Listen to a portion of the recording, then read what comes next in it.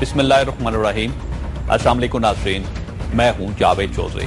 हमारी हुकूमत ने सिंध में सदर परवेज मुशर्रफ का बल्दियाती निज़ाम बहाल करके अपनी फिलासफी एक बार फिर साबित कर दी। लेकिन हमारी हुकूमत की फिलासफी है क्या, ये समझने के लिए आपको शेख सादी शराजी का एक वाक़या मुलाहिज़ा करना पड़ेगा।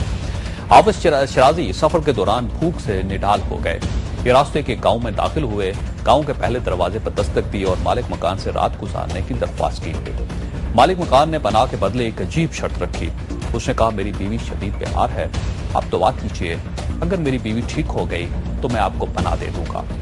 शेख सादी ने कागज लिया, उस पर कुछ लिखा, तावीज बनाया और उस साहब को देकर कहा, आप ये तावीज अपनी बेगम के गले में डाल दीजिए, ये ठीक हो जाएंगी। उस साहब ने तावीज बीवी के गले में डाल दिया। तावीज बांधते ही उसकी बीवी की हालत संभल गई। वो साहब बाहर निकले, शेख सादी को घर के अंदर लाए, उन्हें गर्म बिस्तर दिया, खाना खिलाया, उनके गधे को भी घास दे दी और उनके मुर्ग को भी दाना डाल दिया। हाफिज शराजी अगले दिन आगे रवाना हो गए, लेकिन उनका तावीज पब्लिक प्रॉपर्टी बन गया और इसके बाद गांव में जो खातून भी बीमार होती वो तावीज उसके गले में डाल दिया जाता और वो फौरन सेहतमंद हो जाती। ये तावीज बरसों तक चलता रहा, यहाँ तक कि किसी शख्स ने तजस्सुस से मजबूर होकर वो तावीज खोल लिया। तावीज के अंदर लिखा था, या बारी ताला, मैं भी भूखा हूं, मेरा गधा भी भूखा है और मेरा मुर्ग भी। अगर आप मेहरबानी करें तो हम तीनों का मसला हल हो सकता है। इससे हमें पनाह देने वाला भी खुश हो जाएगा और हम तीनों भी। साथ हमारी हुकूमत भी इसी फार्मूले पर अमल कर रही है। लेकिन नहीं ठहरिए, इसके दो फार्मूले हैं। इसका पहला फार्मूला उन तमाम ताकतों को खुश रखना है जिनसे इनके इक़्तिदार को पनाह मिल सकती है। मसलन आप अमेरिका को लीजिए। हुकूमत ने शुरू दिन से अमेरिका को खुश रखा। अमेरिका ने जो मांगा इन्होंने उसे फौरन दे दिया। मसलन आप फौज को लीजिए। इन्होंने शुरू दिन से फौज को राजी रखा। फौज ने आज तक जो कहा इन्होंने फौरन मान लिया। हत्ता कि जनरल इशफाक परवेज कियानी और जनरल अहमद शुजात पाशा की मुद्दत मुलाजमत में भी तोसी कर दी गई। मसलन ANP को ले लीजिए। इन्होंने ANP को हमेशा खुश रखा। ANP ने सूबा सरहद का नाम तब्दील करने का कहा, इन्होंने सूबे का नाम तब्दील करके खैबर पख्तूनख्वा रख दिया। इसी तरह पाकिस्तान मुस्लिम लीग नून को खुश रखने के लिए इन्होंने पंजाब दे दिया और JUI और पाकिस्तान मुस्लिम लीग काफ ने भी जो मांगा ये इसे देते चले गए।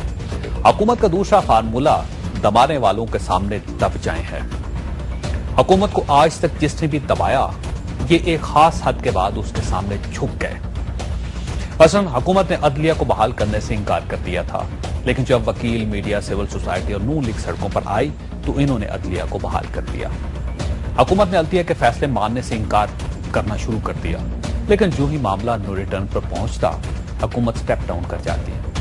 और पिछले हफ्ते MQM ने शुरू में 48 घंटे और बाद राशन जमा करने का ऐलान किया तो हुकूमत MQM के सामने भी समझौता करने पर तैयार हो गई। और कल रात हुकूमत ने MQM का वो दरीना मुतालबा भी मान लिया जिसके लिए ये 3 साल से मुसलसल जोर दे रही थी। सूबाई हुकूमत ने ऐवान सदर के हुक्म पर शुरू में कराची और हैदराबाद में सदर परवेज मुशर्रफ का निजामत का निज़ाम बहाल करने का फैसला किया, लेकिन जब ANP और सिंध की कौम परस्त जमातों की तरफ से शदीद रद्द-ए-अमल सामने आया तो हुकूमत ने पूरे सूबा सिंध में 2001 का बल्दियाती निज़ाम बहाल करने का ऐलान कर दिया। गो ANP और सिंध की कौम परस्त जमातें अभी तक ये फैसला तस्लीम करने के लिए तैयार नहीं है। ANP ने सूबाई काबीना में शामिल अपने वाहिद वजीर अमीर नवाब को काम से रोक दिया, जबकि कौम परस्तों ने आज पूरे सिंध में छुट्टी डाउन हड़ताल रखी। लेकिन हुकूमत सिंध में बल्दियाती निज़ाम बहाल कर चुकी है और मेरा ख्याल है हुकूमत कौम परस्तों और ANP को भी बहुत जल्द मना लेगी, क्योंकि हुकूमत का ट्रैक रिकॉर्ड है, ये दब भी जाती है और दूसरों की खुशी का ख्याल भी रखती है। लेकिन दब जाएं और खुश रखें कि इस पॉलिसी से मुल्क किस कदर नुकसान उठा रहा है, ये सोचने के लिए किसी के पास वक्त नहीं। आप खुद सोचिए, जब आप सिर्फ MQM को खुश रखने के लिए हैदराबाद और कराची और फिर पूरे सिंध में बल्दियाती निज़ाम बहाल करेंगे और बाकी सूबों में कमिश्नरी सिस्टम चलेगा तो इससे इंतजामी लिहाज से कितना बिगाड़ पैदा होगा। और क्या ये हुकूमत जाते जाते अगली हुकूमत को दब जाएं और खुश रखें का ये तावीज़ हदिया नहीं कर जाएगी? और इस हदिये का मुस्तकबिल के पाकिस्तान पर क्या असर पड़ेगा, इसके बारे में कौन सोचेगा?